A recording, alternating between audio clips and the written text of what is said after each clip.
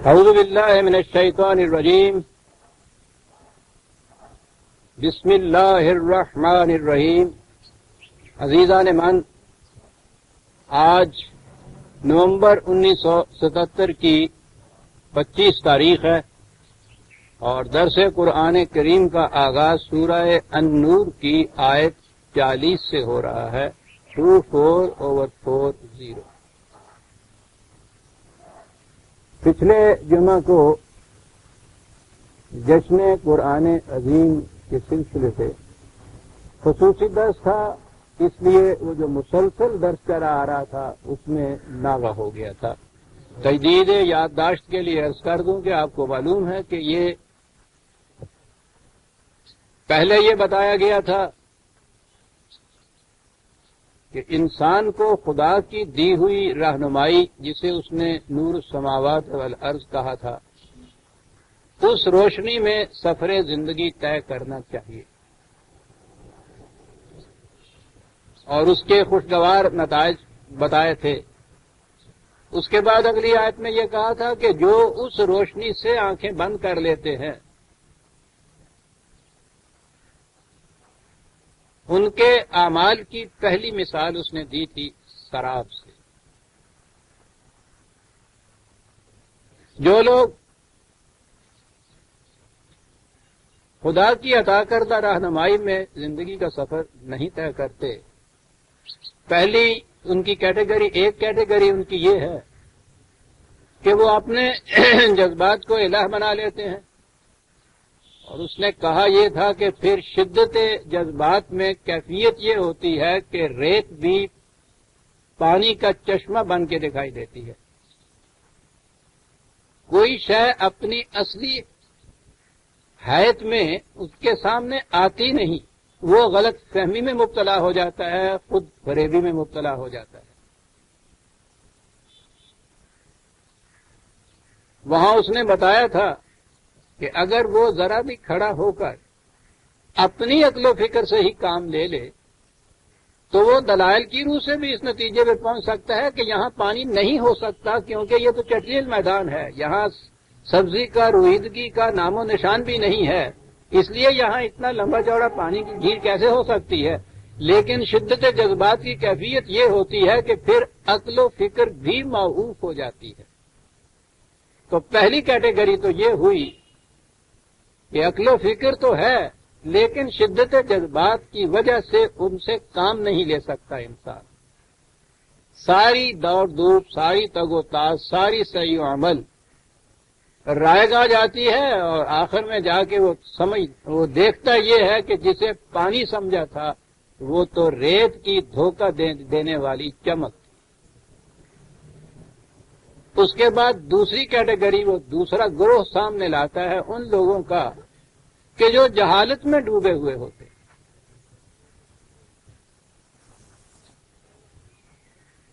ان کی مثال دی کظلمات فی بحر لجی یغشاہ موج من فوقہ موج من فوقہ سحاب ظلمات بعضها فوق بعض اذا اخرج یدہ لم یکد یراہ.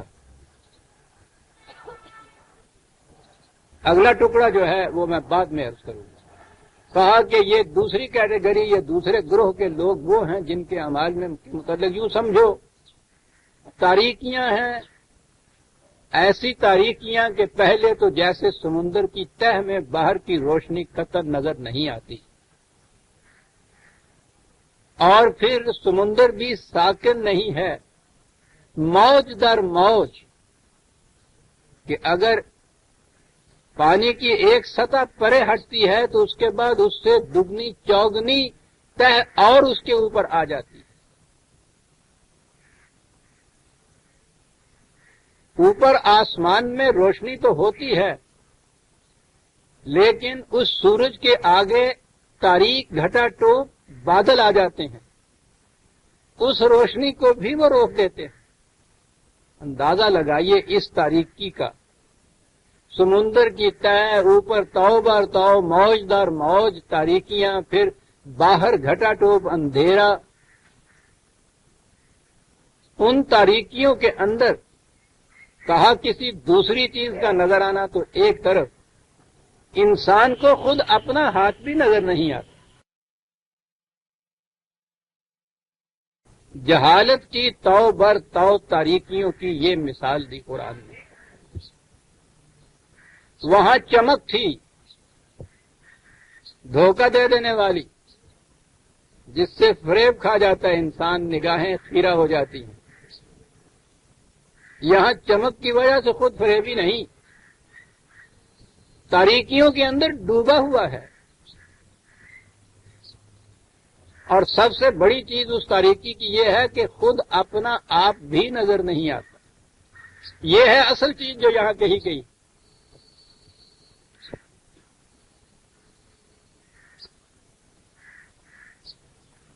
ظلمت کے معنی تاریکی ہوتا ہے۔ میں آگے ذرا ابھی عرض کروں گا کہ مادے کے اعتبار سے ضاد لام میم تو ظلم یہیں سے ہے، تو ظلمت تاریکی ہوتا ہے۔ قرآن کریم میں جہاں بھی یہ لفظ آیا ہے جمع کے صیغے میں آیا ہے، ظلمات ہی آیا ہے۔ یہ نور اس کے مقابلے میں روشنی کو کہتے ہیں، اور وہ ہر جگہ واحد کے صیغے میں آیا۔ یہ بڑی عجیب چیز ہے جو قرآن نے کہی ہے۔ نور تو حق ہے اور ظلمت باطل ہے۔ یہ جو نور ہے میں نے کہا ہے ہمیشہ واحد ہے۔ صحیح جواب ایک ہوتا ہے ہمیشہ، اور غلط جواب سینکڑوں ہزاروں ہوتا۔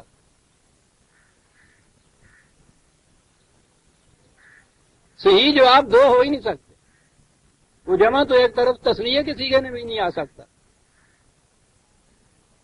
یہ غلط جواب ہیں جو جوابات غلط ہوتے ہیں۔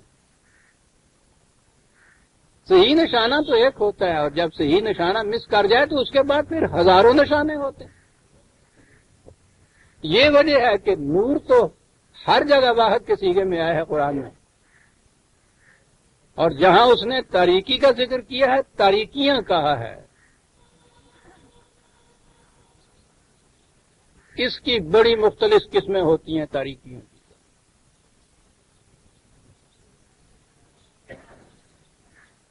تاریکی کا نتیجہ جو بتایا یہ کہ انسان خود اپنے آپ کو بھی نہیں پہچان سکتا۔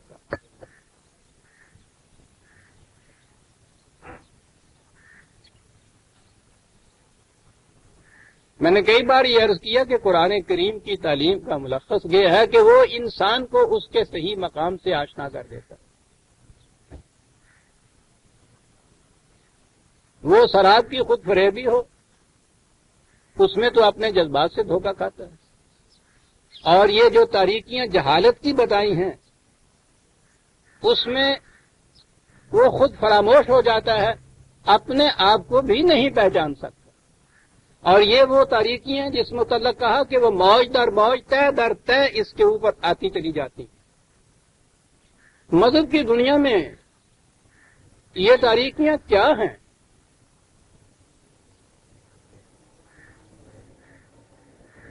یہ تاریکیاں تقلید کی تاریکیاں۔ تقلید کی بنیاد یہ ہے کہ انسان اپنا تشخص کھو دیتا ہے۔ بھئی تم جو یہ بات کہتے ہو کہ یہ صحیح ہے، یہ سچ ہے، کیسے کہتے ہو کہ جی فلاں صاحب نے فرمایا، فلاں امام کا قول ہے، فلاں مفسر کی کتاب میں لکھا ہے، حضرت صاحب نے یوں ارشاد فرمایا ہے۔ یعنی اپنا آپ درمیان میں ختم ہو جاتا ہے، میں رہتا ہی نہیں ہے۔ اس کا مقام ہونا تو ایک طرف رہا، دہن کا ذکر کیا، یہاں ساری غائب ہے غریباں سے، وہ خود اپنا آپ ہی ختم ہو گیا ہوتا ہے۔ آپ دیکھیے تقلید میں آتا ہی کہیں نہیں، بلکہ یہ اس میں اگر کہا جائے کہ اس کے بعد میری یہ رائے ہے تو وہ ملحد اور بے دین ہو جاتا ہے۔ جتنی زیادہ سندیں یہ کوٹ کرتا چلا جائے گا اتنا ہی بڑا عالم کہلائے گا، یعنی جتنا جاہل سے اجہل ہوتا چلا جائے گا اتنا یہ بڑا جیز عالم ہو جائے۔ یہ جو قرآن نے کہا تھا نا کہ تاریکی کی طے در طے تاریکی، یہ وہ تاریکی ہے جس کی سند ان کے ہاں ہوتی ہے تواتر، توارث۔ آپ کو شاید یہ معلوم نہیں کہ ان کے ہاں یہ جو کسی بات کے سچے ہونے کی سند ہے وہ یہ ہے کہ تواتر سے یہ چلی آ رہی ہے بات امت کے اندر، متواتر، طے در طے، موج در موج۔ اور وہ پھر جتنا تواتر جتنا لمبا ہوتا چلا جائے اتنی ہی اس کی سچائی اس بات کی پختہ ہوتی چلی جاتی ہے۔ یعنی پہلا جھوٹ اگر 5، 7، 10 تہوں کے نیچے آ جائے یا آگے بڑھ جائے تو وہ پھر سچ ہو جاتا ہے۔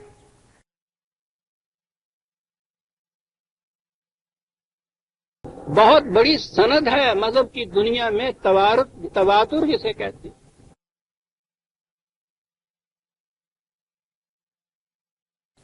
اسلاف میں سے بھی کسی ایک سلف کا قول نہیں وہ بیان کرتے، اسلاف کا مسلک یہ ہے، بہت سے اس کے اندر تہیں ہونی چاہیے نا ظلمات کی۔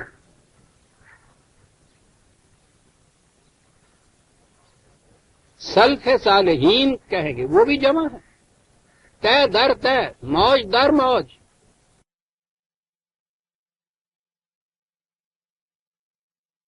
کسی بات کے متعلق ان سے یہ پوچھ لیجئے، کوئی فتویٰ ان سے مانگ لیجئے، آپ دیکھیں گے کہ اس میں یہ ان اسلاف کے اقوال نقل کرتے چلے جائیں گے، اور سند یہ ہوگی کہ پھر تواتر سے یہ چیز آئی۔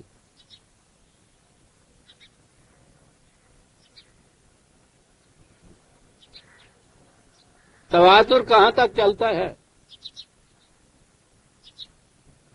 قرآن کریم کے احکام کو منسوخ کر دیتا ہے تواتر۔ یوں ہی ایک مثال میں عرض کرتا ہوں، میرے ساتھ تو یہ چیز ہوتی چلی آ رہی ہے۔ قرآن کریم میں وصیت کے متعلق واضح حکم ہے کہ ہر شخص اپنے پورے مال میں وصیت کر سکتا ہے جس کے جی میں چاہے۔ ہمارے ہاں کی شریعت میں کہا یہ جاتا ہے کہ یہ وصیت صرف 1/3 مال میں کر سکتا ہے، اور وہ بھی اپنے ورثاء میں سے کسی کے حق میں نہیں کر سکتا۔ تو یہ تو قرآن کریم کے صریحاً خلاف ہوئی یہ بات۔ یہ چیز میں نے لکھی تو اس کے جواب میں لکھا گیا، کتاب کیا شائع کیا ہوا ہے، مولانا عبد الوہاب صاحب وہ ہیں، وہ مرحوم ہو گئے اب۔ انہوں نے کہا کہ یہ ٹھیک ہے، قرآن کی یہ آیت ہے، ایک روایت میں وہ آیا ہے، اور اس کے بعد امت کا تواتر سے اس پر عمل ہے، اس واسطے اس نے قرآن کی اس آیت کو منسوخ کر دیا۔ سند ہے تواتر کا عمل۔ ہر غلط بات جس پہ 2-4 صدیاں گزر جائیں پھر وہ صحیح ہو جاتی ہے، سند ہو جاتی ہے، ایسی بڑی سچائی ہو جاتی ہے کہ قرآن کے حکم کو بھی منسوخ کر سکتی ہے۔ ظلمات آپ دیکھ رہے ہیں، تہ بتہ ایک ہی چیز تھی جس سے یہ تاریکی چھٹ سکتی تھی، ہٹ سکتی تھی، کہ وہ جو آسمانی روشنی ہے وہ پہنچ جاتی۔ کہا اس کے نیچے انہوں نے خود ہی بادلوں کی تہیں بچھا رکھی ہوتی ہیں، وہ آنے ہی نہ پائے ان تک۔ عقل و فکر کے چراغ گل کر دیے جاتے ہیں، انسان کے اپنے عقل، فہم، شعور، علم، تدبر کی کوئی گنجائش ہی نہیں ہوتی۔ یہ چیز تھی جس کی روح سے یہ آسمانی روشنی سے استفادہ کر سکتا تھا، اس کے سامنے بادلوں کی تہیں لگا دی جاتی ہے، نیچے آپ ان ظلمات کے اندر رہتے ہیں، اور نتیجہ جیسے میں نے ابھی عرض کیا ہے، انسان اپنے آپ کو گما دیتا، اس کا اپنا تشخص باقی نہیں رہتا، میں نہیں کہیں آتی اس میں، اپنا تدبر کہیں نہیں آتا، اپنی فکر کہیں نہیں آتی۔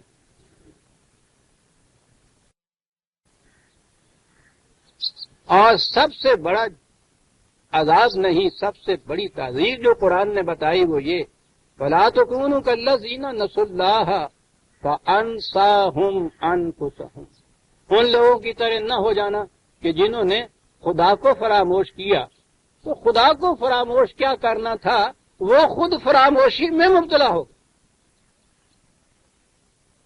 فَأَنسَاهُمْ أَنفُسَهُمْ، اپنی ذات کے منکر ہو گئے، اپنا سیلف ہی بھول گئے۔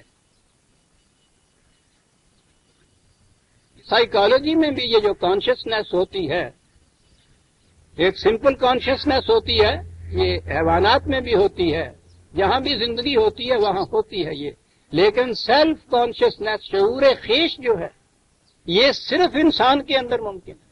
انسان کا جو امتیازی جوہر ہے وہ شعور خیش ہے، اپنی ذات کا شعور، اپنے آپ کا تشخص، اپنا کانشیسنیس، میں ہونا جو ہے، یہ ہے انسانیت کی صنعت۔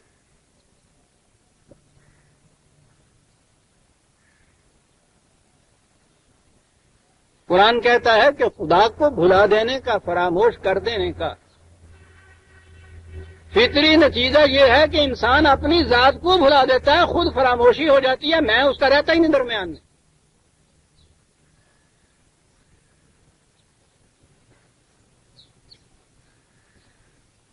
آپ نے دیکھا کہ اس تقلید میں جس کی صنعت تواتر ہوتی ہے، اس میں ہوتا کیا ہے، میں درمیان میں باقی نہیں رہتا۔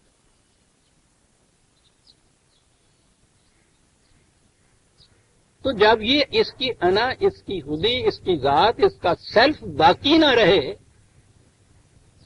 تو پھر یہ رہ کیا گیا، سمپل کانشیسنیس کے اوپر۔ اور آپ کو پتا ہے کہ تقلید کا لفظ کہاں سے نکلا؟ قلادہ ہے یہ جو گائے بھینس کے گلے میں رسی ڈال کے اور آگے آگے سے اس کو کھینچتا ہے نا، اسے قلادہ کہتے ہیں۔ تقلید وہ رسی ہے اس کے گلے میں بندھی ہوئی جس میں یہ ایک جانور کی طرح کھینچے چلا جا رہا ہے۔ سیلف کانشیسنیس ختم ہوئی۔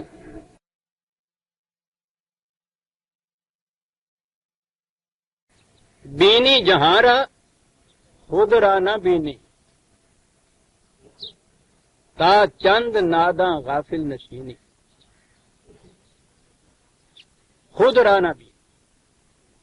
سب سے بڑی چیز یہ ہے، انسان قرآن انسان کو اس سے سیلف سے آشنا کراتا ہے۔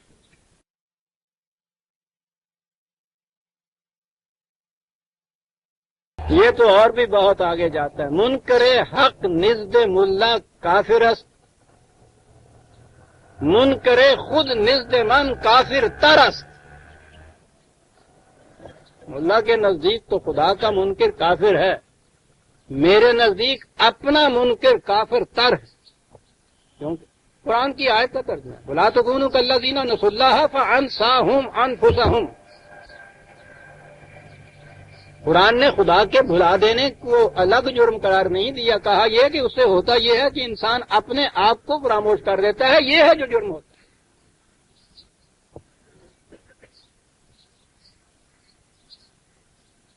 اقبال کا تو سارا پیغام ہی اسی چیز کا ہے، سیلف جسے کہتے ہیں، خودی جسے اس نے کہا۔ شاخ نہال سدرائی خار و خس چمن مشاؤ، کیا بات ہے، تو سدرا کی شاخ، سدرا کی درخت طیب کی شاخ ہے، اتنی بلندیوں پہ ہے، باغ کا خار و خس کیوں بن جاتا ہے؟ منکر او اگر شدی منکر خیشتن مشاؤ، اس کا انکار بھی اگر تم نے کر دیا ہے، اپنا انکار نہ کر،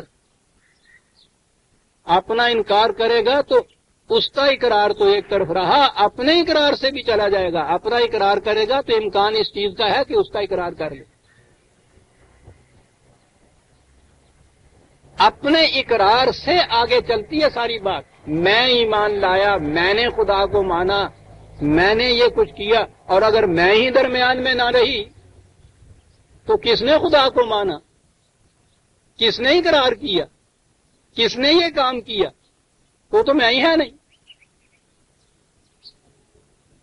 بہت بڑی چیز ہے یہ.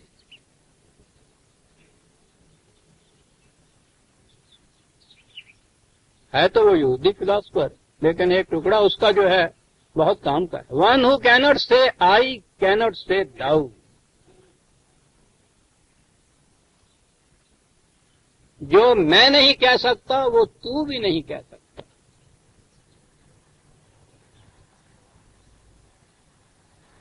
جہالت تو بر تو جہالت تکلیف سے پیدا ہوتی ہے.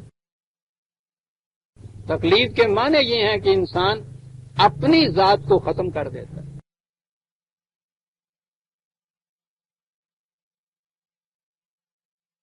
شریعت والوں کے ہاں تو بہرحال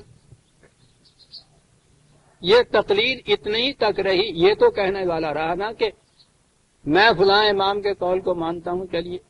اپنا نہ رہا قول، اپنا تدبر، اپنا شعور، اپنا ایمان نہ رہا کسی کی بات. اہل طریقت آگے بڑھے تو انہوں نے تو لٹھ لے کے پیچھے پڑ گئے، نفس کشی ختم ہی کر دے، خودی خدا نال ویر.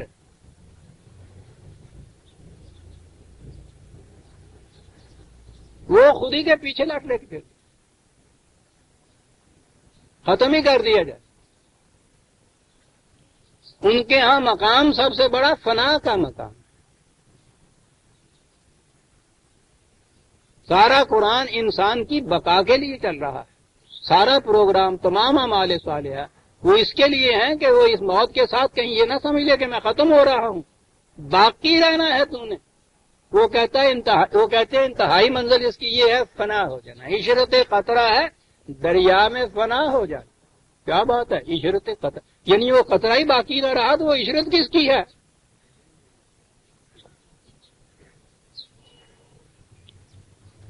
آپ نے غور فرمایا عزیزان من کے قرآن بات تمثیل کی، وہ کا ظلماتن کہتا ہے، پہلے کا سرابن کہا تھا، مثال ہے، لیکن اس مثال کے اندر کتنی بڑی اہم فلسفے کی باتیں کر جاتا ہے وہ. میں نے کہا تھا کہ یہ ظلمات جو ہے، ظلمت واحد ہے، اس کی قرآن میں کہیں نہیں آیا، تو اس کی بنیاد تو ظلم ضاد لام میم ہے. اگرچہ ظلم ایک الگ موضوع ہے، لیکن بات چونکہ آ گئی ہے اس کے مادے سے میں عرض کر دوں کہ مادے کے اعتبار سے ظلم کے معنی ہے کہ جس چیز کو جہاں ہونا چاہیے وہ وہاں نہ رکھی جائے. کہتا ہوں اتنی جامع یہ ڈیفینیشن ہے، یہ پتہ نہیں یہ عرب بدو کہاں کیسے پہنچے تھے ان حقائق پر. جہاں کوئی شے ہونی چاہیے وہ وہاں نہ ہو. ایک تو یہ چیز ہے کہ ایک چیز کو بلند مقام پہ ہونا چاہیے اس کو نیچے لگا دیتے. یہ ظلم تو ہم آپ سب سمجھتے ہیں، ٹھیک ہے، اس کو پس درجے پہ لے آئے، اس کا جو صحیح مقام ہے اس سے چھین کے نیچے لے آئے. کہتے تھے کہ نیچے جس کو رہنا چاہیے اس کو اونچا کر دینا یہ بھی ظلم ہے.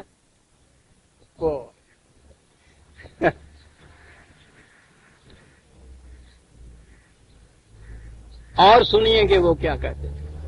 میں عرض کہتا ہوں کبھی بارہ میں کیا کروں، ہر بار یہی میں کہتا ہوں کہ کبھی فرصت ہوگی، کبھی نصاب آئے گا تو میں بتاؤں گا ان عربوں کے ہاں کے یہ مادے کے اعتبارات سے جو انہوں نے معنی لیے ہوئے ہیں کس طرح استعمال کرتے تھے.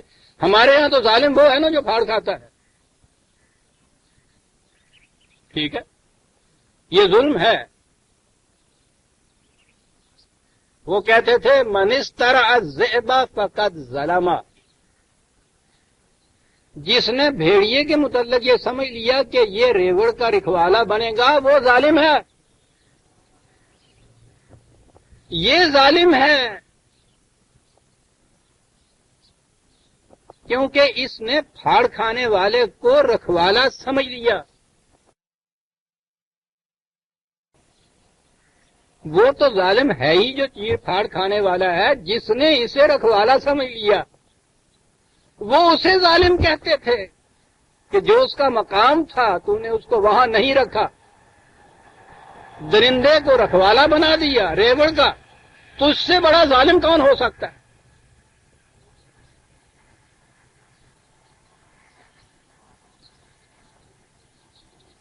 دیکھتے ہیں یہ زبان اور دیکھتے ہیں وہ لوگ کہ جنہوں نے اس زبان کو باندھ کے یہاں تک وہ لائے تھے،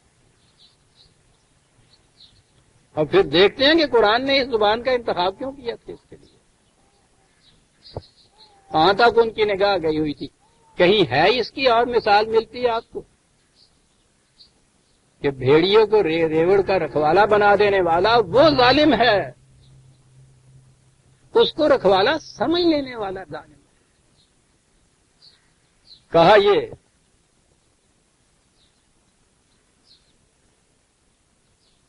کہ نور خداوندی سے انکار کا پھر نتیجہ یہ ہوتا ہے کہ انسان ظلمات کی تہوں میں رہتا ہے، تہ در تہ، تو بر تو، موج در موج، تاریکیاں ہی تاریکیاں۔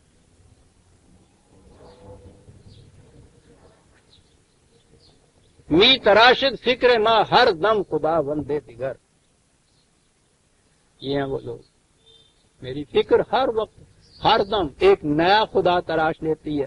رست از یک بند تا افتاد در بندے دیگر، ایک بندھن کہیں کوئی ٹوٹ جاتا ہے تو وہ ایک اور بندھن ہوتا ہے جس کو اور کیا، وہ جو ٹوٹی ہوئی زنجیر کے ٹکڑے ہوتے ہیں مرغان عقیدت سے انہیں کو چن کے پھر سے زنجیر بنا کے اپنے گلے میں اس کو ڈال دیتا ہے۔ ان کے نزدیک سب سے بڑا ملحد، بے دین، ظالم، فاسق، فاجر وہ ہے جو ان کی پہنی ہوئی زنجیروں کو کسی طرح توڑنے کے لیے ہاتھ اٹھائے۔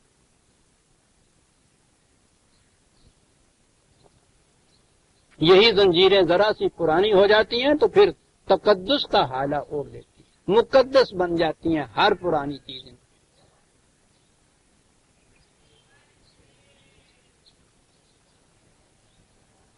یہ ہے ظلمات جس کے اندر پھر یہ لوگ زندگی بسر کرتے ہیں۔ آپ دیکھ لیجئے عزیزان من، آسمانی ہدایت کو، قرآن کو چھوڑنے کے بعد اب دنیا دو ہی ٹکڑوں کے اندر بڑھ چکی ہوئی ہے۔ ایک وہ ہیں کہ جو شدت جذبات سے شراب کو چشمہ حیوان سمجھے ہوئے ہیں، یہ پوری مغرب کی دنیا اس طرف چلی جا رہی ہے۔ دوسرے وہ ہیں جو ظلمات، تاریکیوں، توبرتا اور تاریکیوں کے اندر سمندر کی گہرائیوں میں پڑے ہوئے ہیں اور آسمانی روشنی کے سامنے صحاب اور گھٹا ٹوپ اندھیروں کی چادریں تان کے رکھی ہوئی ہیں کہ ذرا سی کہیں سے ایک کرن بھی ان تک نہ آنے پائے۔ ساری دنیا ان دو ٹکڑوں میں بٹی ہوئی۔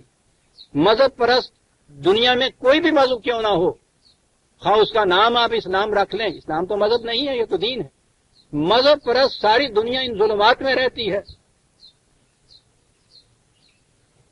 دوسرا ٹکڑا جسے آپ سیکولرزم والا کہتے ہیں وہ شراب کو اندر رہتا ہے، اور اسی لیے اس نے کہا، میں نے کہا تھا نا کہ آخری ٹکڑا آخر میں پیش کروں گا، وَمَن لَّمْ يَجْعَلِ اللَّهُ لَهُ نُورًا فَمَا لَهُ مِن نُور، اگر وہ آسمانی روشنی سورج کی نہیں آتی تو پھر روشنی کہیں بھی نہیں مل سکتی۔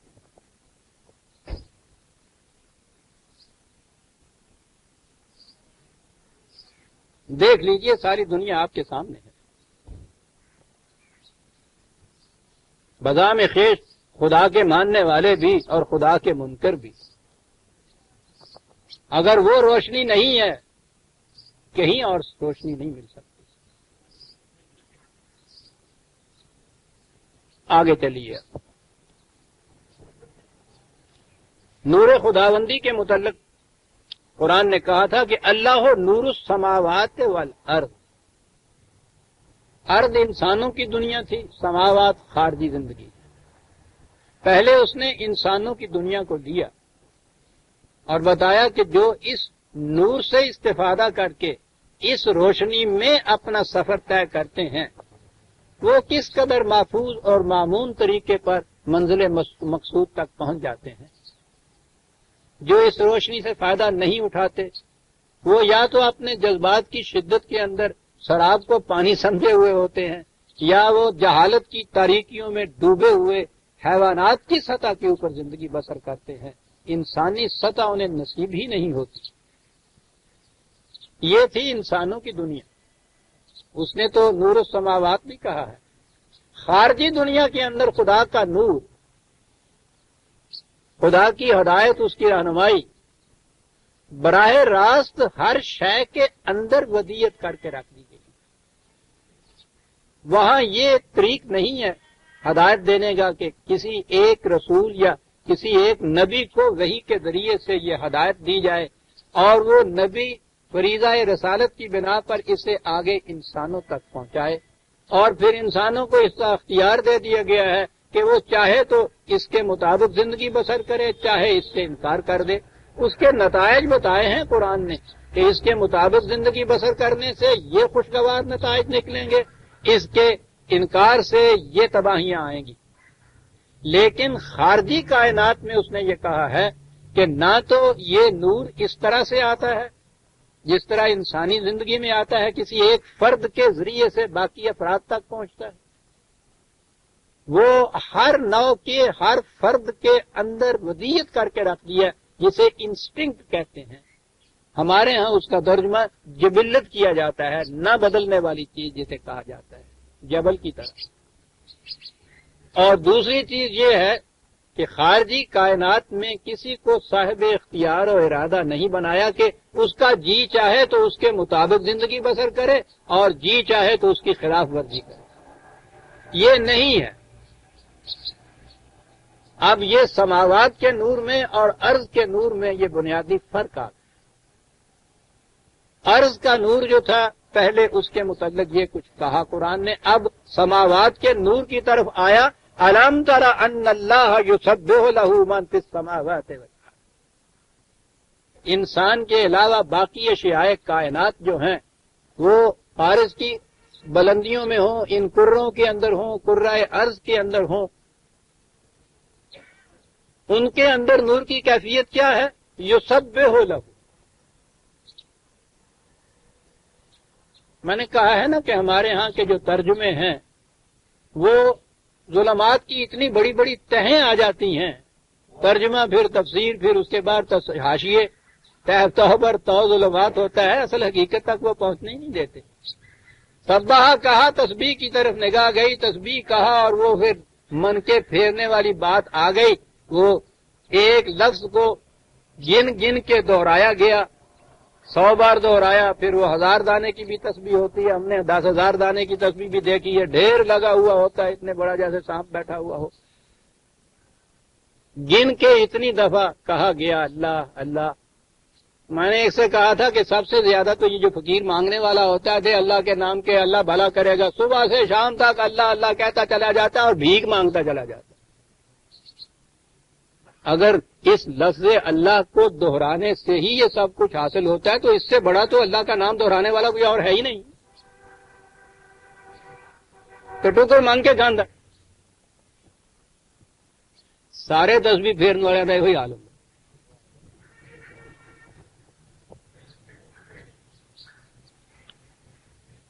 پوچھو ان زباندانوں سے کہ تم نے یہ لفظ کا ہے جو قائم کیا کاہے کے لیے گئی؟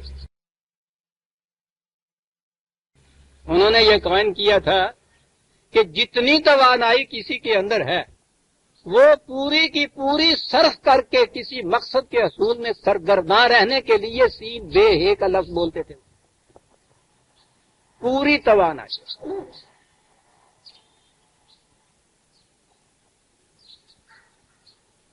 گھوڑے کی وہ چال جس میں وہ پورے دونوں پاؤں پھیلا کے آگے پھینکتا ہے، وہ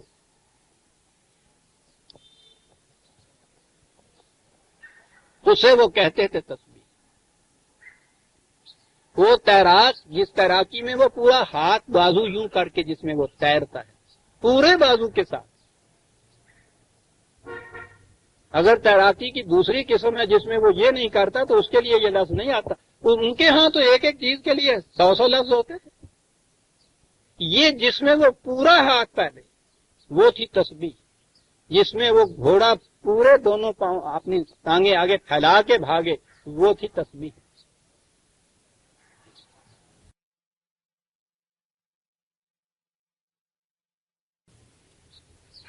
اس نے کہا کہ خارجی کائنات کی ہر شے اس پروگرام کی تکمیل کے لیے لہو، بڑا عجیب لفظ ہے،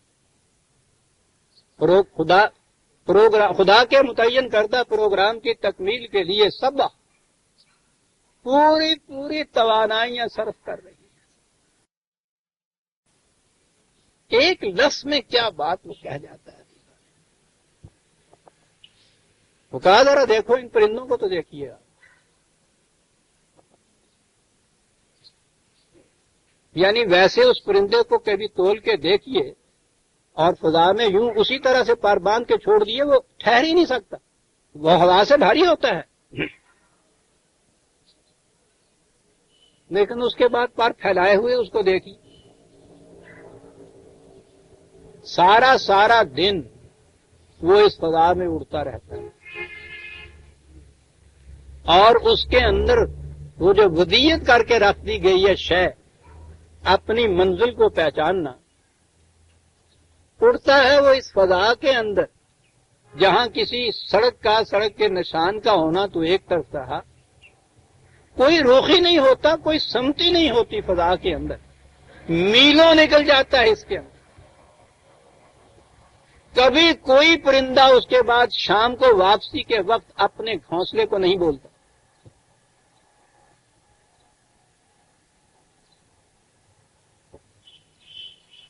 وہ کون سی رہنمائی ہے اس کی جو وہاں لے جاتی ہے اس کو؟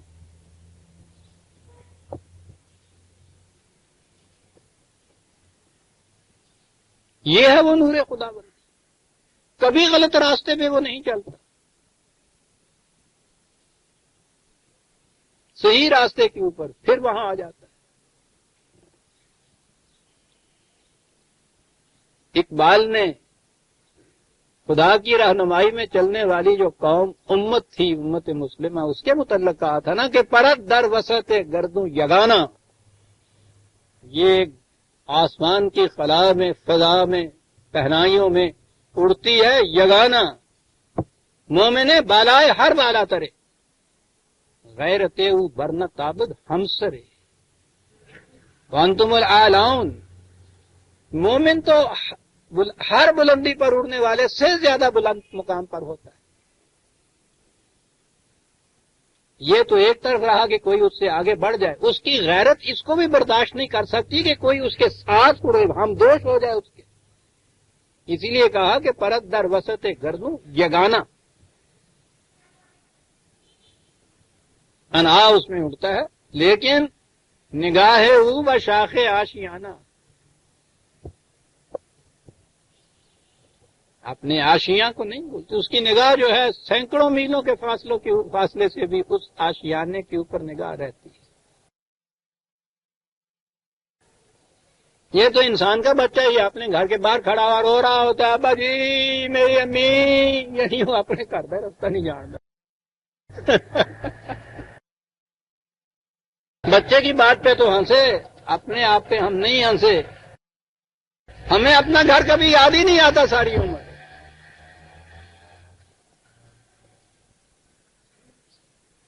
کہا کہ قرآن کہتا ہے کہ یہ کیوں ہے ان کے ہاں، اس لیے کہ کل قد علم صلاتہ و تسبیحہ، ان میں سے ہر ایک اپنی اپنی صلات کو اور اپنی اپنی تسبیح کو جانتا ہے، صلات کو، تسبیح کو۔ دیکھتے ہیں صلات کا لفظ کہاں آ رہا،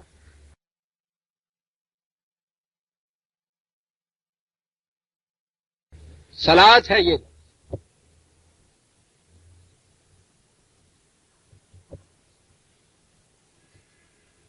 صلات کے معنی ہوتے ہیں فرائض منصب، قانون کے اتباع،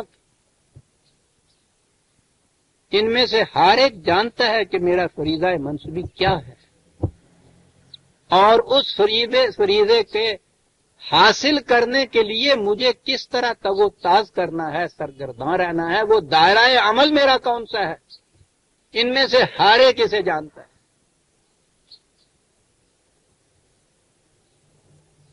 اپنی صلات کو بھی جانتا ہے، اپنی تسبیح کو بھی جانتا ہے۔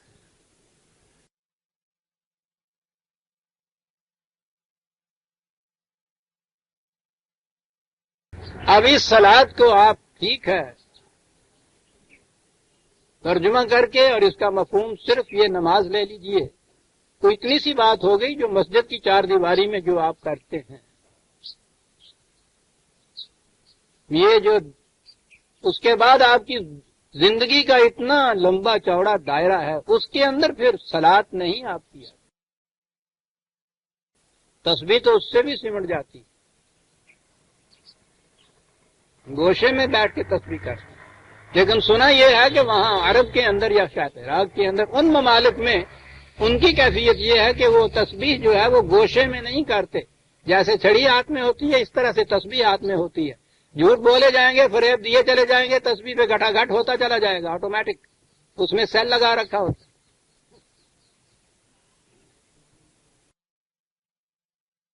یہ تسبیح مسجد کی چار دیواری کے اندر کچھ رکعتیں، وہ صلاۃ.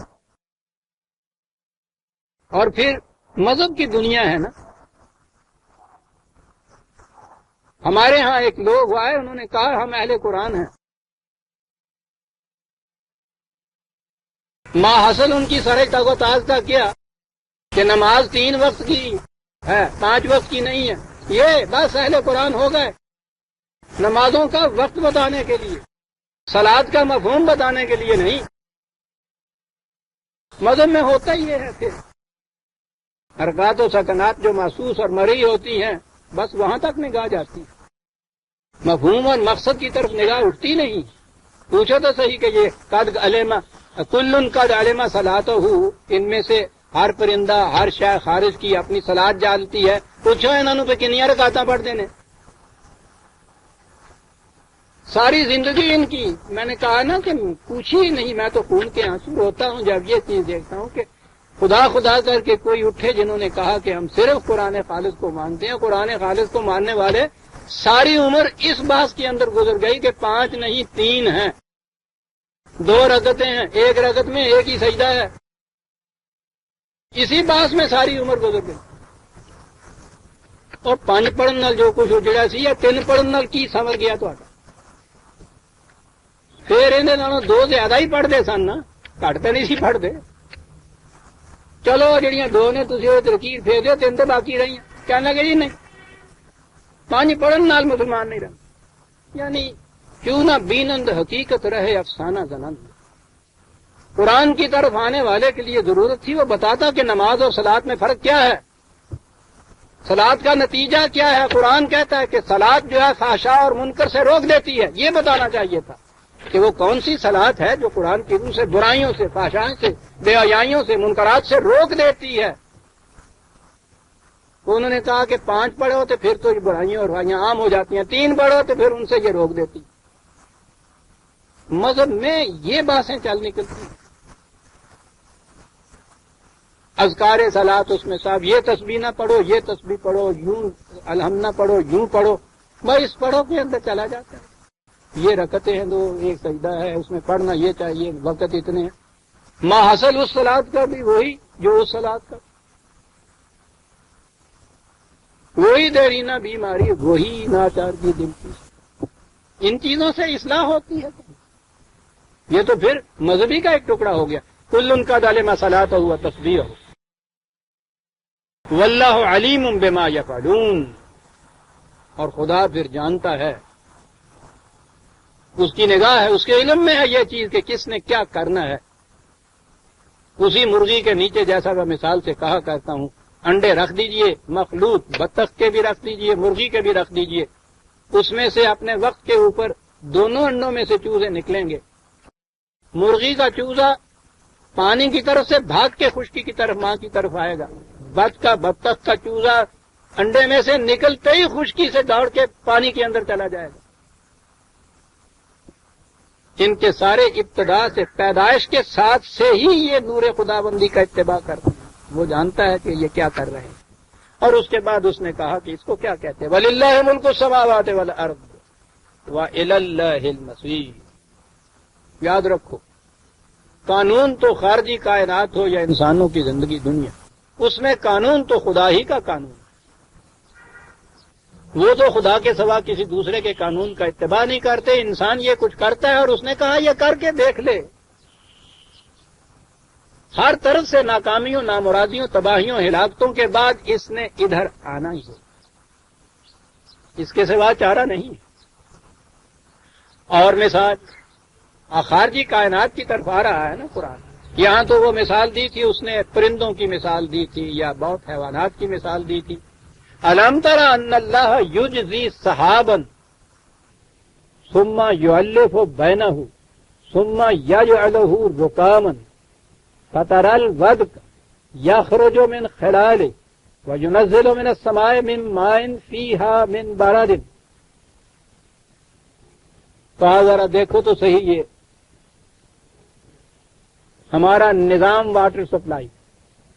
قرآن نے کہا ہے کہ جعلنا من الماء كل شيء حي، زندگی کا مدار پانی پر. اب یہ کائنات اس نے بنائی مثلا کرۂ ارض کے اوپر، اس نے تمام جاندار پیدا کیے، اسی میں انسان بھی ہیں. پانی جو یہاں اس رکھا وہ ہے سمندر کا پانی. اچھا بھلا ایک گھونٹ پی لے موت واقعہ ہو جائے یا بیماری تو ضرور آ جائے، تو پانی تو یہ تھا. اب زندگی عطا کی ہے، پانی اس قسم کا ہے. دوسرے انتظام کو چھوڑ دیجئے، جو اس کو ساتھ ملا ہے کرۂ ارض کے اوپر وہ تو یہ پانی ملا. اس نے کہا تھا کہ ہم صرف خالق ہی نہیں ہیں کہ بنا کے چھوڑ دیا، رازق بھی ہیں. جس سامان پہ زندگی کے سہارے ہیں وہ سامان ہم دیتے ہیں. پہلا سامان میں سے ذریعہ جو ہے وہ پانی کا ہے. کہا دیکھو کہ اس کا انتظام ہم نے کیا کر رکھا. اسی کھاری سمندر سے جو پانی وجہ ہلاکت ہے، ہمارے سورج کی کرنیں، تمہارا کچھ اس میں دخل نہیں ہے. ہمارا نظام دیکھیے، ہمارے سورج کی کرنیں ڈسٹلڈ واٹر جو ہے اس میں سے کشید کیا ہوا پانی ڈول بھر بھر کے اوپر لے جاتے ہیں. پانی تو ہوا سے بھاری ہوتا ہے، جا ہی نہیں سکتا اوپر. زور دروں سے فوارے کو اوپر لے جائیے، جب بھی وہاں سے نیچے کا زور ختم ہوگا وہ پانی نیچے آ گرے گا. تو اگر یہ پانی کی شکل میں اوپر جائے تو وہ تو ٹھہر ہی نہیں سکتا. کہا اس شکل میں جاتا ہے جو ہوا سے بھی ہلکا ہوتا ہے.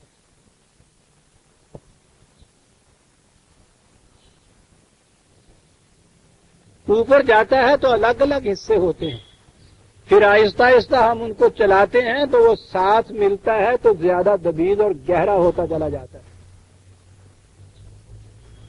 اس کے بعد آگے جاتا ہے تو اس مقام پہ جس پہ وہ فطرت کا قانون ہوتا ہے وہاں ٹھنڈک اتنی ہوتی ہے، کچھ وہ پہلے بھاری ہو چکتا ہے. یہ جو چیز اس نے کہی جو اللہ کو بہنا ہو، ایک کے اندر مدمغم ہو جانا. جماعت مومنین کی یہ صفت بتائی تھی نا، اللہ تھا بین قلوبکم. جماعت مومنین کے افراد کے دل آپس میں ایسے ملے ہوئے ہوتے ہیں جیسے بادل کا ایک ٹکڑا دوسرے ٹکڑے میں ملا ہو.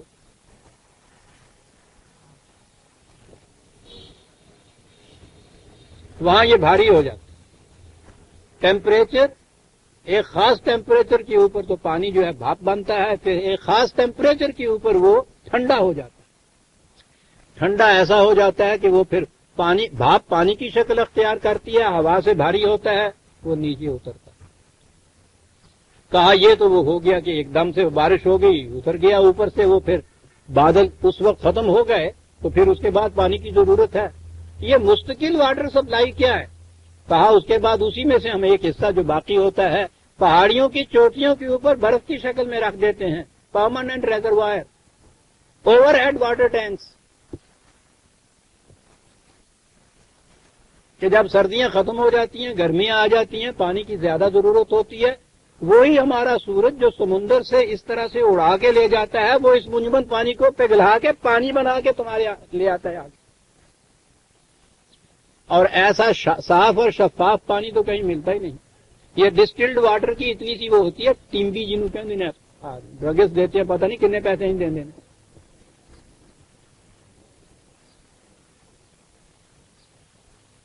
ڈسٹلڈ واٹر چلا تمہارے ہر گھر کے سامنے سے، جسے اس نے سلسبیل کہا ہے. راستہ چلتا جاتا ہے، سل آواز دیتا جاتا ہے کہ جس کو ضرورت ہے آ جاؤ، پڑھ لو اپنا ڈوز بھائی، لائو اپنی دیکھی بھائی. سلسبیل کیا بات ہے. خود پوچھتا جاتا ہے، کہنا کوئی پانی کی لوڑ تو نہیں ہے گی، اور سبیل چلتا جاتا ہے.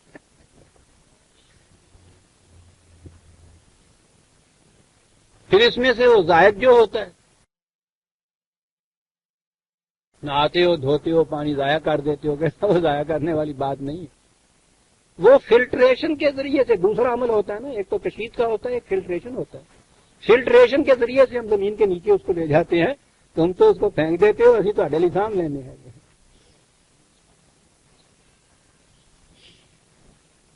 پھر وہ وہاں جمع کر دیتے، وہ محفوظ رہتا ہے اوپر کی تمام کثافتوں سے غلاظتوں سے، ٹھنڈا رہتا ہے حرارت سے، جب جی چاہے پھر تمہیں کچھ کھودنا پڑتا ہے صرف، پھر اس میں سے نکالتے چلے جائیں۔ کہتا ہے نہ سمندر کا پانی انکار کرتا ہے کہ میں اوپر نہیں جانا چاہتا، نہ وہ جو کرنیں لے جاتی ہیں وہ ان کو اپنے لیے سنبھال لیتی ہیں کہ صاحب ابھی دوئے کیوں دے، یہ سارے گھر کیوں نہ رکھ لئی، پرسنل پراپرٹی،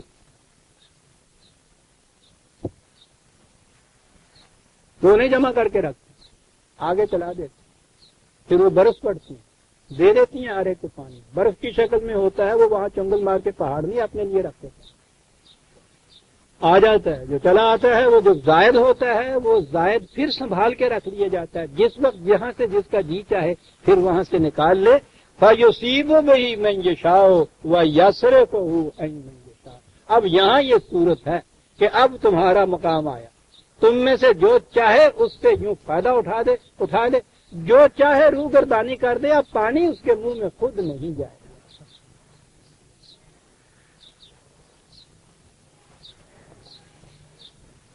کیا بات، یکاد و ثنا برتے ہی یذھب بالابصار، اور پھر انہیں بادلوں میں سے وہ بجلی چمکتی ہے، تم تو یہی سمجھتے ہو، جو غلطی کرتے ہو کہ یہ آنکھوں کو اچک کے لے جانے والی ہے، تمہیں پتہ نہیں کہ اس کے اندر کتنی توانائیاں محفوظ ہیں، آج وہ توانائیاں جو ہیں اس کو مسخر کر رہا ہے انسان۔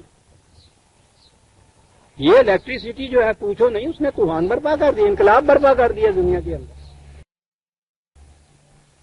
اس کی اوریجن تو وہ تھی نا، فرکشن سے جو پیدا ہوتی، کہا اور آگے بڑھی، یقلب اللہ اللیل والنہار، دن کو الٹتے ہیں تو رات آ جاتی ہے، رات کو یوں الٹ دیتے ہیں۔ اندازہ لگائیے کرۂ ارض کی گردش سے رات اور دن کے اختلاف کا نام انقلاب یا تقلیب یا الٹ دینا رکھنا، یعنی یہ زمین کے یوں الٹنے سے ہی ہے نا دن اور رات کا جو اختلاف نظر آ رہا ہے آپ کو، اور الٹنا ایسا کہ پتہ ہی نہیں چلتا اوپر والوں کو یا نیچے والوں کو کہ یہ کس وقت یہ انقلاب آ گیا۔ ذہنی انقلاب ایسے ہی آیا کرتا ہے، وہ تو فساد ہوتا ہے، آتا کچھ نہیں ہے، دعائی نہیں پہنچایا یقلب اللیل والنہار، اور یہ قرآن کریم نے یہ اختلاف لیل و نہار کو من آیات اللہ کہا ہے، یہ بڑی اہم چیز ہے، پھر میں عرض کروں گا کہ میں کیا اس وقت سمجھاؤں۔ ٹائم یا جسے وقت کہتے ہیں، جسے زمان کہتے ہیں، یہ بہت بڑی چیز ہے، ہم تو سمجھ ہی نہیں سکتے اس کو، لیکن یہ وقت کے ماپنے کا پیمانہ ہوتا ہے۔ آج جمعہ ہو گیا جی، 25 تاریخ ہو گئی، کیسے ہو گیا؟ کل رات تک جمعرات تھی، ہم نے کہا تھا، پھر رات درمیان میں آ گئی، اس کے بعد پھر اگلی صبح ہوئی جسے ہم کہتے ہیں اگلی صبح۔ یہ درمیان میں رات آئی ہے تو اگلی صبح ہے نا، رات نہ آئے اگلی صبح ہی نہ آئے، دوسرا دن ہی نہ چڑھے، تاریخ ہی نہ بدلے، نہ ہی تسی ہور نہ رکھ سکتے۔ کتنا آسان کر دیا اس چیز کو۔ میں نے کہا نہیں ذرا مشکل مسئلہ ہے، ذہن میں اگر آپ زور دیں گے اور سوچیں کہ اگر نہ ہو درمیان میں یہ دن اور رات تو کیفیت کیا ہو ہماری، سارا کاروبار ہی رک جائے، یہ گنتی نہ رہے ٹائم کی آپ کے ہاں۔ اور اس کے بعد برگسان سے پوچھئے کہ یہ جو ہے درمیان میں یہ چیز جو کہہ دی کیا ہے، یہ بہت بڑا ٹائم، ایک بہت بڑا فلسفے کا مسئلہ ہے۔ ان کے ہاں ایک ہوتا ہے ڈیوریشن لیس ٹائم، وہ وقت کے جس کے اندر یہ ڈیوریشن نہیں ہوتی، 1 گھنٹہ ہو گیا، 2 گھنٹے ہو گئے، 12 گھنٹے ہو گئے، دن ہو گیا، رات ہو گئی، یہ وہ ہے مثلا رات کو آپ سوتے ہیں، صبح اٹھتے ہیں، آپ کو کچھ پتہ نہیں ہوتا کہ کتنا وقت ہو گیا ہے اس کے اندر، یا غشی کے عالم میں 6 مہینے بھی گزر جاتے ہیں، جب آدمی اٹھتا ہے تو اسے کچھ احساس نہیں ہوتا کہ کتنا وقت گزر گیا ہے، وقت گزر گیا ہوتا ہے، ڈیوریشن نہیں اس میں محسوس ہوتی۔ لیکن برگسان کی یہ اصطلاح ہے کہ دن اور رات کے اختلاف نے اس ڈیوریشن لیس ٹائم کے گز پہ گرہوں کے نشان لگا دیے ہیں جس سے ماپا جاتا ہے، اور وقت کا ماپنا جو ہے اسے وہ سیریل ٹائم کہتے ہیں، ایک لائن کے اوپر نشان لگائے ہوئے۔ کہا یہ نشان جو لگے ہیں وقت کے گز کے اوپر، اس سے یہ سارا حساب کتاب کا دنیا انسان کی تمدنی دنیا کا دار و مدار ہے اس گنتی کے اوپر۔ آپ غور کیجئے درمیان میں اگر یہ کہیں گنتی نہ آئے دنوں کی، تاریخوں کی، وقت کی، مہینوں کی، سال کی، کوئی کام ہی نہیں چل سکتا۔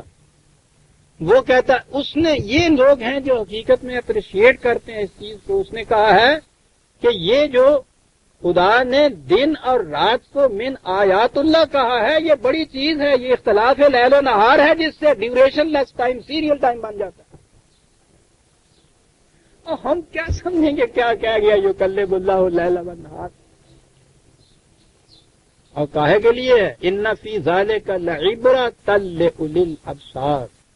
کہا یہ فی ذاتے ہی کوئی بات نہیں ہے کہ یہ دن آ گیا، یہ رات آ گئی، اس کے بعد پھر اور دن آ گیا۔ عبرت کہتے ہیں کسی ایک محسوس شے کے اوپر کھڑے ہو کے بڑی حقیقت تک پہنچ جانا۔ یہ پل کو عبور کرنا آپ ہے نا، یہ وہیں سے ہے، یہ عبرہ پل کو کہتے ہیں۔ پل کیا ہوتا ہے؟ راستہ چلتے ہوئے دریا آ جاتا ہے، آپ ادھر کھڑے ہوئے ادھر جا ہی نہیں سکتے، درمیان میں ایک حد فاصل سی آ جاتی ہے۔ اب اس کے اوپر پل بنا دیا جاتا ہے کہ جس سے آپ یہاں سے وہاں پہنچ جائیں، جہاں پہنچنا ہے آپ نے ادھر سے وہاں پہنچ جاتے ہیں۔ دیکھیے یہ عربی زبان ہے ان عربوں کی، یہ اس سے انہوں نے یہ عبرت کا لفظ لگالا جس کے معنی یہ ہیں کہ ایک محسوس واقعہ جو آپ کے سامنے آئے اس پہ غور کر کے اس حقیقت تک پہنچ جائیے جس کے لیے وہ واقعہ آیا، اسے عبرت کہتے ہیں۔ پل درمیان میں ہے۔ کہا یہ جو چیزیں ہم بیان کر جاتے ہیں کہ دن اور رات کی گردش بھی خدا کی آیات میں سے ہے، یہ عبرت کی بات ہے، یہ بجائے خیش کوئی مقصود بذات چیز نہیں ہے۔ اس پہ تم غور کرو گے تو ایک بڑی حقیقت تک پہنچو گے۔ کون پہنچے گا؟ جو اولی الابصار، جو آنکھیں کھلی رکھے گا وہی دن اور رات کا اختلاف پہچانتا ہے۔ کیا بات ہے ابصار کی، یہاں اندھے کو کیا پتا ہے کہ دن کب چڑھا اور رات کب آ گئی؟ عبرۃ لأولی الابصار۔ واہ واہ واہ واہ! جو مثال رات اور دن کی دی ہے عزیزان من، اس مثال محسوس مثال میں بھی جو آنکھیں بند کیے ہوئے اندھا ہے اس کو نہیں فرق نظر آ سکتا کہ جائے کہ اس محسوس مثال سے بسیط حقیقت تک پہنچنے کے لیے وہ کہتا ہے جو آنکھیں بند کرتا ہے عقل و فکر کی اس کی سمجھ میں بات نہیں آ سکتی۔ یہ عبرت ہے، عبرت کا لفظ۔ اگر اسی کنارے پہ کھڑا رہے پل کے ساری عمر نہیں اگلے کنارے پہ پہنچ سکتا۔ عبرت یہ کام کرتی، عبور کر جاتا ہے انسان راستے کے موانے کو، اس میں عبرت ہے لأولی الابصار۔ اور کہا یہی پانی جو ہے واللہ خلق کل دابۃ من ماء، 1400 سال پیش تک اس زمانے کو ہی آج کے زمانے کے مقابلے میں ڈارک ایج کہتے ہیں۔ اس میں عرب جو ہے وہ خطہ ہی عرب ایسا ہے جس میں لکھنے پڑھنے کا سوال ہی نہیں تھا۔ ایجوکیشن تو بڑی چیز ہے، لٹریسی، یہ لکھنا پڑھنا جسے آپ کہتے ہیں نوشت و خواندن، وہ کہتے ہیں نا کہ مکے کے اتنا بڑا شہر جو مرکزی مقام تھا اس میں بھی ظہور اسلام سے پہلا 17 آدمی تھے جو لکھنا پڑھنا جانتے تھے۔ یہ ہے اس قوم میں یہ چیز کہ زندگی کی ابتدا پانی سے ہوئی۔ یہاں پہنچ کے 18ویں یا 19ویں صدی میں، 18ویں میں کہہ لیجیے اگر کہتے ہیں آپ ڈارون سے، جب تحقیق ہوئی ہے کہ لائف کیسے سٹارٹ ہوئی ہے تو وہاں سے یہ بات پہنچی ہے نا کہ پانی سے اس کی ابتدا ہوئی۔ پانی میں جب یہ مٹی ملتی ہے آپس میں، کوئی ایسی شے جس میں لائف نہیں ہوتی، وہ شے جب پانی کے ساتھ ملتی ہے تو طین لازب بنتی ہے، چپ چپی مٹی، اس پہ جب حرارت پڑتی ہے تو اس میں سے جرثومہ ایک نکلتا ہے، وہ لائف کی ابتدا ہوتی ہے۔ وہ 1400 سال پہلے کہہ رہا کہ ہر ذی حیات جو ہے اس کی ابتدا زندگی کی پانی سے ہوئی۔ آج بھی آپ کو معلوم ہے یہ چاند پہ جاتے ہیں، مریخ پہ جاتے ہیں، وہاں سے جو مٹی کھود کے لاتے ہیں اور چیزوں کے علاوہ دیکھتے کیا ہیں؟ یہ انہوں نے دیکھنا ہے کہ وہاں زندگی ہے، کوئی شے زندہ ہے، تو اس کے لیے کیا دیکھتے ہیں، ٹیسٹ کیا کرتے ہیں؟ اگر اس مٹی میں نمی ہے تو یہ کہتے ہیں وہاں زندگی ہو سکتی ہے، نمی نہیں ہے تو کہتے ہیں چھوڑ دیجئے، زندگی نہیں۔ قرآن 1400 سال پہلے کہتا ہے کہ زندگی جو تھی اس کی ابتدا تو ہم نے پانی سے کی، دابت ہے، ہر ذی حیات چلنے والا دابہ میں سب آ جاتے ہیں۔ فَمِنْهُمْ مَنْ يَمْشِي عَلَى بَطْنِهِ وَمِنْهُمْ مَنْ يَمْشِي عَلَى رِجْلَيْنِ وَمِنْهُمْ مَنْ يَمْشِي عَلَى أَرْبَعٍ۔ تو دیکھو پھر اس کے بعد زندگی کی ابتدا ایک جرثومہ حیات سے ہوئی جو بظاہر نیکڈ آئی سے نظر بھی نہیں آتا، مائکروسکوپ کے نیچے رکھ کے دیکھنا پڑتا ہے۔ کہا یہاں سے اس کی ابتدا ہوتی ہے، وہ بالکل ایک جیسے وہ جرثومے ہوتے ہیں۔ کہتا آگے دیکھیے، شاخ در شاخ جب زندگی ہوئی تو اسی میں سے دو پنجوں والے، رینگ کر چلنے والے، اڑنے والے، چوپائے، دو پاؤں والے، یہ سارے اسی ایک جرثومے سے نکلتے چلے آ رہے ہیں۔ کہا یہ ہے اس کا قانون، یہ اس لیے یہ کچھ یوں بن رہے ہیں کہ کوئی اس کو ڈیفائی نہیں ان میں سے کرتا، کفر اختیار نہیں کرتا ان میں سے کوئی بھی، یہ سب مومن ہوتے ہیں۔ یخلق اللہ ما یشاء، یہ خدا کا قانون مشیت ہے جس کے مطابق یہ تخلیق ہوتی چلی آتی ہے۔ لیکن وہ پھر یہ نہیں ہے ما یشاء کہنے کے بعد کہا کہ وہ ٹھیک ہے، ہم کہتے ہیں بھئی وہ دو لتا والا بن جائے، دو والا بن گیا، چل پہ بٹو ہے، چار والا بن جائے، وہ دیکھیں مزاری بجٹ بٹو کٹدا ہوں ایم اتنے منہ کردا تو دو لتا ہوندیاں نے پھر ایوں کردا وہ پھر چار لتا والا آ جاندا ہے، کوئی بوڑھے دو چار لتا رکھیاں ہوندیاں نے۔ تو وہ یہ بات نہیں ہے کہ ہم یوں کرتے ہیں دو ٹانگوں والا ہو جاتا ہے، ہم یوں کرتے ہیں چار والا ہو جاتا ہے، نہیں، ما یہ شاہ سے یہ نہ سمجھ لینا کہ یوں ہی اللہ رغم ہم کہہ دیتے ہیں تو یہ ہو جاتا ہے۔ ان اللہ علی کل شیء قدیر، ہر شے کے پیمانے اور قاعدے مقرر کیے ہوئے ہیں ہم نے۔ اور ان سب کچھ کہنے کے بعد کہا لقد انزلنا آیات مبینات، دیکھو کس قسم کے روشن دلائل اور روشن قوانین ہم نے دیے ہیں، خود مبینہ، خود روشن اور روشن کرنے والی، خود واضح اور ہر چیز کو واضح کرنے والی، یہ ہم نے نازل کی ہے۔ تو نور کی یہی کیفیت ہوتی ہے، نور خود روشن ہوتا ہے، وہ کسی خارج سے کسی روشنی کا محتاج نہیں ہو۔ کبھی جلتے ہوئے بلب نے یہ نہیں کہا کہ اندروں موم بتی لے آنا، دیکھیے بلب کتنے آ گا۔ ایک لفظ کے اندر کیا بات رکھ جاتا ہے مبین کے اندر، خود روشن ہے، اور جو خود روشن ہے ہر شے کو روشن کرتا ہے۔ یہ ہے جو ہم نے آیات بھیجی اور جو کہا تھا کہ ہدایت دیتے ہیں، واللہ یہدی من یشاء الی صراط مستقیم۔ اب اس کے بعد پھر وہی درج میں کہ وہ جسے چاہتا ہے صراط مستقیم کی طرف ہدایت دے دیتا ہے۔ یعنی یہ روشنی تو پھیلا رکھی ہے اس نے، عام کر رکھی ہے۔ آیات مبینات ہیں، واضح روشن کرنے والی، یہ سب کچھ بھی ہے، انسان کو آنکھیں بھی دیتی ہیں۔ اور اس کے بعد پھر یہ ہے کہ سیدھے راستے پہ جسے ہم چلاتے ہیں وہی چل سکتا ہے، کہ سارا سیاپا کائلے کی تھی۔ یعنی اگر آخر میں بات اگر یہی ہونی تھی کہ وہی سیدھے راستے پہ چل سکتا ہے جسے ہم چلائیں، تو یہ کیفیت تو اندھے کے متعلق ہوتی ہے نا، اس کی تو آنکھیں نہیں ہوتی اور باہر کی روشنی سے کوئی کام نہیں دیتی، اسے آپ چلائیں گے تو وہ چلے گا، آپ نہیں چلائیں گے وہ نہیں صحیح راستے پہ چلے گا۔ تو اندھے کے جب پیدا ہی کیے اندھے سارے، تو پھر روشنی کاہے کے لیے پیدا کر دی؟ غور کیجیے آپ، اندھے کے لیے تو روشنی کی ضرورت ہی نہیں، بیکار شے ہے، وہ خود نہیں چل سکتا روشنی میں، اسے کوئی دوسرا چلاتا ہے۔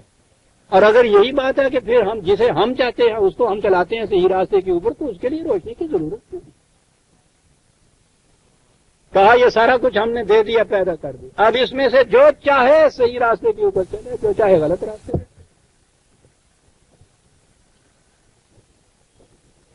کہتا ہے پھر صحیح راستے پہ چلنا اور بات ہے، کہا بات چلنے کی ہے راستے کے اوپر. اگر کیفیت یہ ہو کہ چوراہے کے اوپر کھڑے ہو کے آپ کہیں یہ کہ یہ ٹھیک راستہ شہر کی طرف جاتا ہے، یہ راستہ شہر کی طرف جاتا ہے، ہم اقرار کرتے ہیں کہ یہی صحیح راستہ ہے جو ادھر جاتا ہے، اور اس کے بعد جب چلیں تو گلبرگ کی سڑک کے اوپر چل نکلیں. وہ کہتا بتاؤ اسے یہ صراط مستقیم کیا فائدہ دے؟ آ گیا وہ ہماری طرف. وَيَقُولُونَ آمَنَّا بِاللَّهِ وَبِالرَّسُولِ وَأَطَعْنَا. یقولون زبان سے یہ کہہ جائیں خدا پہ بھی ایمان لائے، رسول پہ بھی ایمان لائے، واقعی ہم اس کی اطاعت بھی کرتے ہیں. یقولون کہہ جاتے ہیں. ثم یتولی فریق من بعد ذلک، اور اس کے بعد پھر انہی میں کہو گروہ بھی تم دیکھو کہ وہ اعراض برتتا ہے، روح گردانی کرتا ہے. یا تولا ہے، اس میں کفر نہیں، کہتا چلا جاتا ہے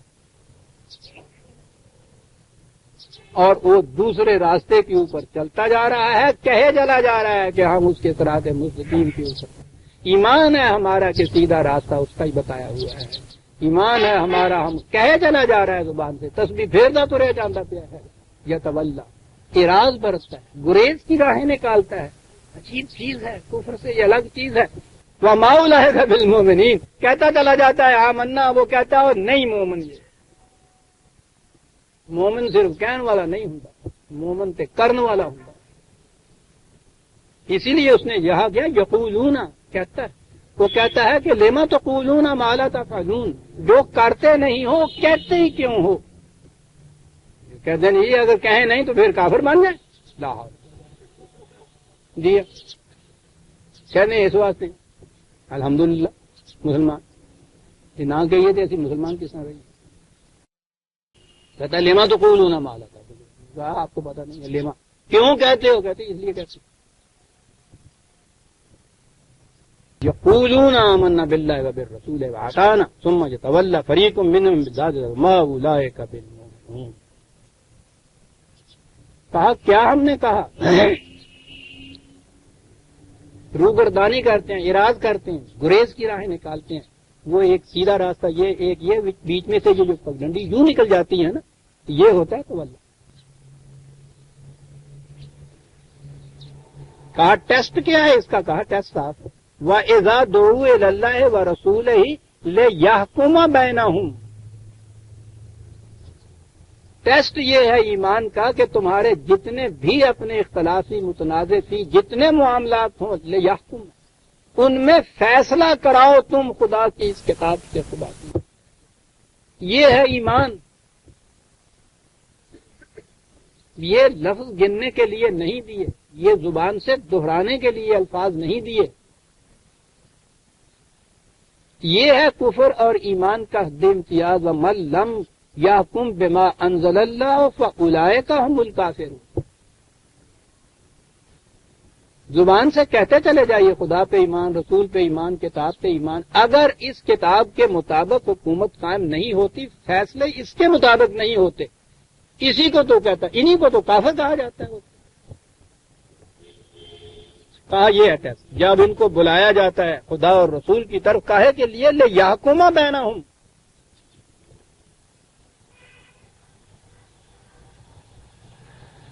اپنے معاملات کے فیصلے کریں.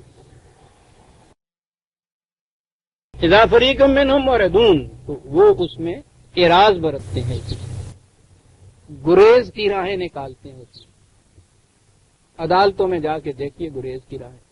پہلے تو یہ ہوا کرتا تھا کہ بھئی فیصلہ شریعت کے مطابق چاہتے ہو یا رواج کے مطابق، کہ جی ساڈے تو رواج کے مطابق کہتے ہیں، ساڈے بزرگوں تو یہ تریا آؤں پیا ہے جناب، چلیے جی یہ بات.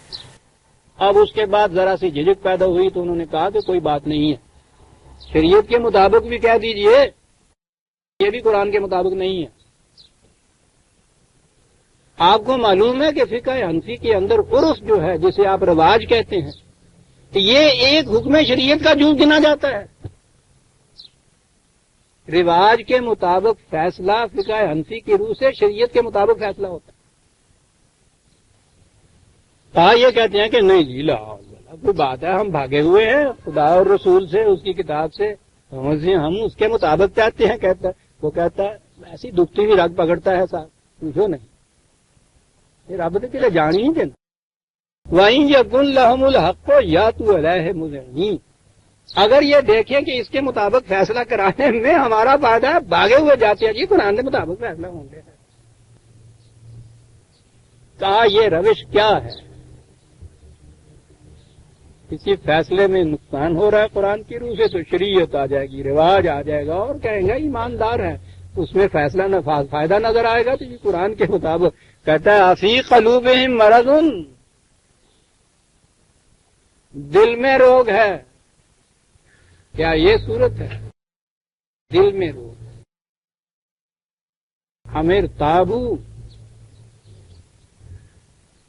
یا انہیں شک ہے اس بات میں کہ ہمارے ساتھ یہ جو کہتا ہے کہ یہ حق ہے اس کے مطابق فیصلہ ہوگا، کیا اس میں شک پیدا ہو گیا؟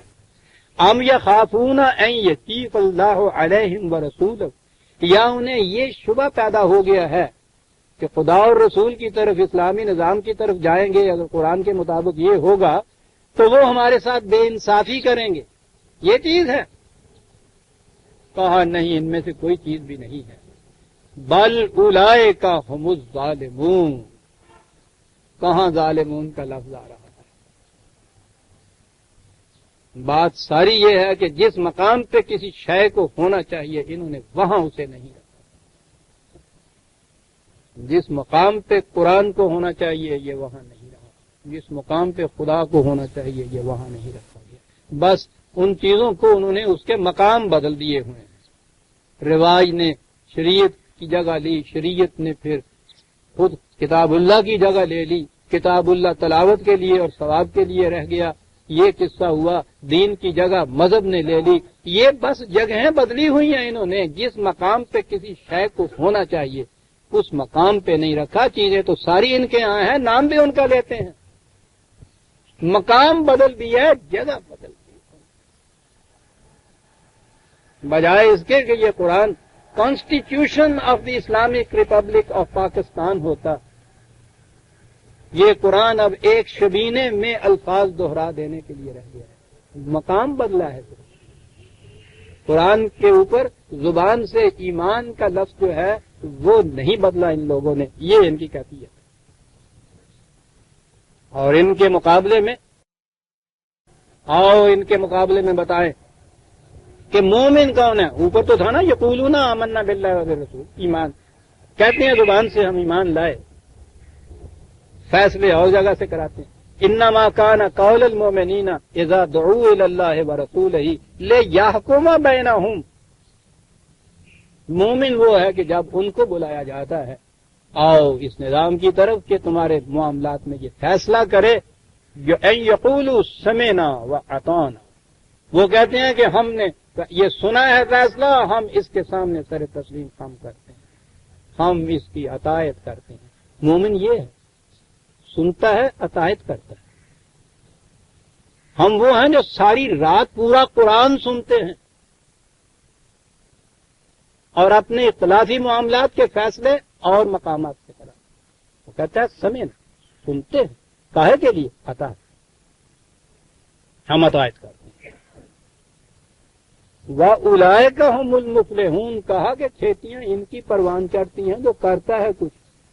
زراعت کے قانون تو گھر میں بیٹھا ہوا دہرائے چلا جا رہا ہے تو فصلیں تو نہیں پکڑ رہی ہیں، فصل اس کی پکتی ہے تو جو قانون زراعت سے واقف ہے پھر اس کے مطابق کھیتی بوتا ہے پھر کاٹتا ہے۔ اولئک هم المفلحون ومن یطع اللہ ورسولہ ویخشى اللہ ویتقہ فاولئک هم الفائزون۔ ہاں، جو اطاعت کرتا ہے اس نظام خداوندی کی جو قرآن کی روح سے قائم ہوتا ہے اور پھر حفاظت اور احتیاط برتتا ہے کہ میرا کوئی قدم اس سے ادھر ادھر نہ ہونے پائے، تقویٰ یہ ہوتی ہے۔ فاولئک هم الفائزون، یہ وہ ہیں کہ جو کچھ اچیو کرتے ہیں۔ میں نے پہلے کہا تھا کہ قرآن کی روح سے انتہائی منزل جو ہے دین کی نجات نہیں ہے، نجات تو پہلے کسی عذاب میں گرفتار ہونے سے چھٹکارے کا نام ہوتا ہے نا، پہلے وہ پھنساتا نہیں ہے پھر اس کے بعد چھوڑتا ہے۔ وہ کہتا ہے کہ مومن تو پھنستا ہی نہیں ہے، اس لیے اس نے فائزون کا لفظ، فوز کے معنی ہوتا ہے سم تھنگ اچیو، کچھ حاصل کیا جائے. نجات میں حاصل نہیں کیا جاتا. 6 مہینے کی قید ہو، اس کے بعد 6 مہینے کے بعد یا اس سے پہلے ہی اگر کوئی پروکلمیشن ہو جائے، وہاں سے نجات حاصل ہو، چھٹکارا حاصل ہو جائے، تو کچھ حاصل نہیں اس سے ہوتا. بیمار ہو جائے، صبح صحت والا انسان تھا، درمیان میں بخار ہوا، شام کو بخار اتر گیا، تو زیادہ سے زیادہ جیسا صبح تھا ویسا پھر ہو گیا شام کو. ایز یو ور، اچیو نہیں کچھ کیا اس نے. عزیزان من، کیا میں عرض کروں، ایک ایک لفظ قرآن کا ایک کانسیپٹ یا تصور دیتا ہے. نجات کا تصور نہیں ہے قرآن کی روح سے، فوز کا، فلاح کا تصور ہے. وہی ہے کہ جو کچھ اچیو کرتے ہیں. عزیزان من، ہم سورہ النور کی آیت 52 تک آ گئے اور اس کے بعد 53 آیت سے آئندہ درس میں لیں گے. ربنا تقبل منا انک انت السمیع العلیم